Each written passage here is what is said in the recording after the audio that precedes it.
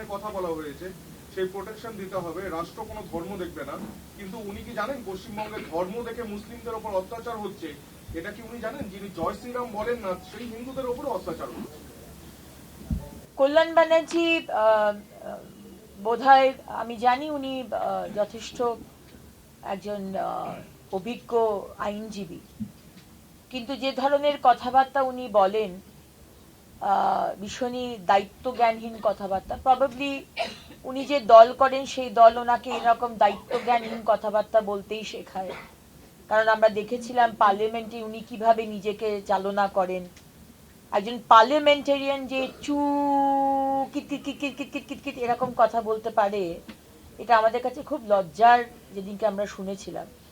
তাই এটাই বলবো যে পশ্চিমবঙ্গের সংখ্যালঘুরা, স্পেশালি মুসলিম সম্প্রদায়ের মানুষ, পুরুষ বলুন বা মহিলা, তারা বুঝে গেছে যে 15 বছর ধরে কল্যাণ ব্যানার্জি, আপনি এবং আপনার দল, আপনার এক্স মুখ্যমন্ত্রী শুধু মুসলমানদের ব্যবহার করে গেছেন। মুসলমান ছেলে মেয়েদের উচ্চ শিক্ষা দেননি, তাদেরকে IAS, IFS, engineer, doctor, ISRO scientist বানাননি, তাদেরকে খারিজি মাদ্রাসায় পড়িয়ে তাদেরকে অন্ধকার জগতে ঠেলে দিয়েছেন যাতে আপনাদের সুবিধা হয়। তাই তাসলিমা নাসরিনকে আপনারা তার পাশে দাঁড়াননি, আপনারা শুধু মুসলমান ভোট ব্যাংকের রাজনীতি করেন। কিন্তু একজন মহিলা যে শুরু সবসময়তে অন্যায়ের প্রতিবাদ করে গেছে, কি পুরুষ কি মহিলা, এবং what ever her stand was 19 years back, আজকেও তিনি সেই স্ট্যান্ডেই দাঁড়িয়ে আছেন। আপনারা তার পাশে দাঁড়াননি। বিজেপি সরকার, সম্মানীয় মুখ্যমন্ত্রী শুভেন্দু অধিকারীর সরকার তার পাশে দাঁড়িয়েছেন। তাই কল্যাণবাবু, একটা সময় এসেছে যখন আপনি যাই বলেন না কেন, আপনি এবং আপনার দলের লোকেরা, ভেরি সরি টু সে, আপনারা ক্রেডিবিলিটি হারিয়ে ফেলেছেন। আপনারা যাই কথা বলেন না কেন, বাংলার মানুষ আপনাদের আর বিশ্বাস। দেখুন, 2-3 রকমের বিষয় রয়েছে। যারা ইলিগাল বিল্ডিং তৈরি করেছে, আপনারা জানেন যে প্যান বেঙ্গল তারাতলার ঘটনা হওয়ার পর থেকে মাননীয় মুখ্যমন্ত্রী একটি এনকোয়ারি কমিটি বসিয়েছেন, এবং যে যে বিল্ডিং, কিছু কিছু ইউএলবির মধ্যে, সেখানে শিলিগুড়ি নেই, এই 31 এবং আজকে আরো 15 দিন বাড়ানো হয়েছে।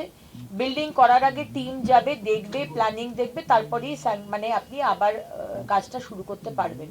কিন্তু এখানে শিলিগুড়িতে আজকে যে মুখোমুখি হলো, এবং তারপরে প্রায় 8 ঘন্টা 40 মিনিটের আমাদের বৈঠক হলো, এবং এখন আমাদের আবার রিভিউ মিটিং আছে। সেখানে পরিষ্কার করে বলা হচ্ছে যে যেখানে যেখানে ইররেগুলারিটি হয়েছে, গভর্নমেন্ট নর্ম মানা হয়নি, কোনো প্ল্যানিং নেই, সেখানে কিন্তু ভাঙা হবে, এবং ভাঙাও হবে, এবং তার সাথে সাথে একটা বিশাল অঙ্কের একটা কম্পেনসেশনও দিতে হবে। খুব কমফোর্টেবল অঙ্ক হবে না, কিন্তু সেটা কত হবে সেটা মাননীয় মুখ্যমন্ত্রীর সাথে আমাদের দপ্তর বসে উইল ডিসাইড আ পলিসি।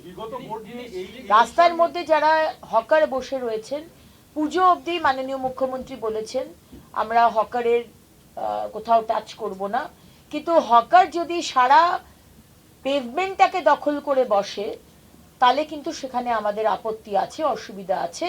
কারণ আজকে সব থেকে বেশি অ্যাক্সিডেন্ট, সব থেকে বেশি মৃত্যু রোড অ্যাক্সিডেন্টে হচ্ছে। আর কেন হচ্ছে রোড অ্যাক্সিডেন্টে? বিকজ ফুটপাথ দিয়ে লোক যেতে পারছে না। আজকে বয়স্ক মানুষ বলুন, আজকে স্টুডেন্টস বলুন, মারা বাচ্চা নিয়ে যাচ্ছে, সবাই ফুটপাতে জায়গা নেই, তাই মাঝ রাস্তা দিয়ে চলছে, সেখানে অ্যাক্সিডেন্ট হচ্ছে। সুতরাং এই রকম বিষয় আমরা কিন্তু অ্যালাউ করব না। ফুটপাতে যদি কেউ থাকেন, হকার্স থাকুন, কিন্তু 1/3 অকুপাই করবেন, 2/3 আমাদের পেডেস্ট্রিয়ানের জন্য আপনাকে ছেড়ে দিতে হবে। থার্ড, যেসব দোকান আছে, বড় বড় দোকান, দোকানের সামনে আপনি ভাবছেন রোল বানাবেন, ধোসা বানাবেন, চিপসের প্যাকেট করবেন, বা জামার দোকান বা সামনে চৌকি খাটিয়ে আবার নেক্সট আপনি ডিসপ্লে করবেন, এগুলো কিন্তু আমরা স্ট্রিক্টলি অ্যালাউ করব না।